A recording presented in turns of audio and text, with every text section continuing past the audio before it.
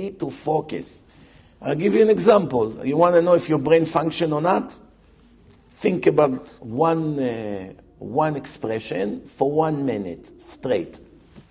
1 minute without having any interference in your mind. Can you sit 60 seconds and think about something? Let's say you want to think about the word mezuzah. Mezuzah, how it looks, beautiful writing, this, Shema Israel. Okay, let me think about mezuzah, 60 seconds. What happened after 5 seconds? Your child, your husband, this, that, hundreds of things comes into your mind. That's why people today, they live with the feeling that we cannot control our mind. We can't control our mind. But that's a very big mistake, because according to the Torah, there are some punishments for thinking about the wrong things. If you couldn't control your mind, why there would be a punishment for something that's not in my hand? There's no punishment for being unable to fly. I cannot fly. There's no punishment in the Torah because you cannot fly, I'm punishing you. There's no punishment for not having blue eyes or not having brown eyes. Why? It's not in my hand. There's no punishment for having blonde hair or black hair. Why? It's not in my hand. There are reward and punishment. Benji, put the heat on, please. People are freezing here. So there's no punishment of something that is not in your hand. There is only a punishment in things that is 100% subject to your choices and your actions. That's why there is reward and punishment for being righteous or wicked, or doing a good deed or a bad deed.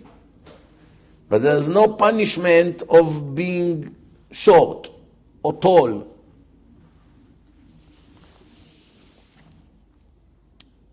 Things that are in your hand, you are subject to consequences, for good or for bad. So if the Torah say, if someone think about idol worshipping, just think, it's already a punishment for that. It's already a sin from the Torah. A person think about a not modest woman, fantasizing. That's already a isur d'oraita, worse than eating pork. If he cannot control his mind, what the Torah wants from him? Poor guy. All kinds of thoughts come through his mind. He doesn't control it. He's not happy from it, that this attacking him. The answer is the reason why there are punishments for certain thoughts, or reward, by the way. If you think about God, I love you. You walk in the street and you think, Hashem, there's no words for me to tell you how much I love you, how much I appreciate you, how much you're the only one, how much I don't believe in anything but you. Everything I have is you. Thank you for everything. Even when I suffer, even when I miss the bus, every second of his life, thank you Hashem, thank you Hashem, thank you, it's so good, so great, I appreciate it. I wonder why I lost the bus. I don't know, but I'm sure it's good. I wonder why I missed my flight. I wonder why I'm stuck in traffic for 2 hours at 2 a.m. I wonder. I'm curious to know. But no complaint. To wonder why it's happening to me, there's no problem. You have to. Because Hashem wants you to investigate what you did wrong, that you are being punished right now. It has to be measure for measure. Samson, a prophet from the tribe of Dan, the Philistine took a knife, heated it up, and poked both of his eyes and made him blind.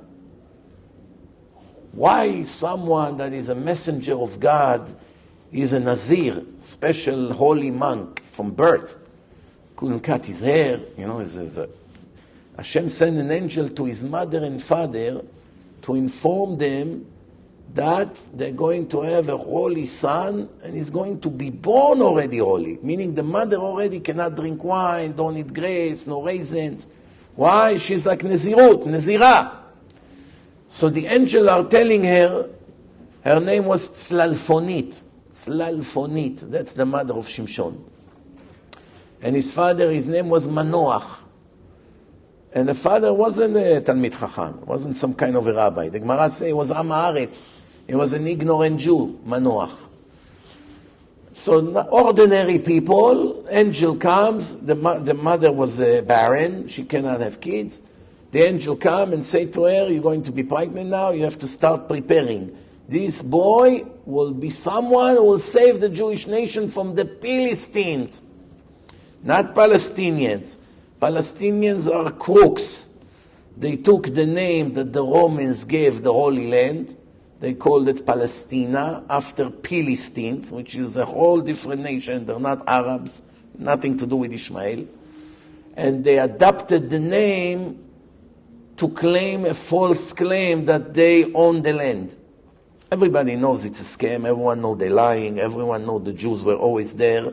Every Christian and Muslims read in the Tanakh that King David was there and the Jews were there 2,000 years before there were any Arab nation. Forget about Palestinians. Palestinians, it's from 1964. Before that, there's no such thing, Palestinian nation. Bunch of Arabs. All of a sudden, they decided to make themselves a flag and a government and a PLO. It was a terror organization run by Yasser Arafat, Imach Shimo. And that's who they were. They never had a nation. They never had a representative in the United Nations. They never had an anthem. They never had an army.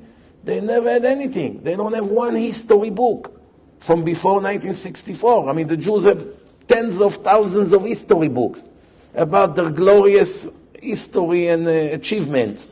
They don't have one book. There is a joke, one minister in the Knesset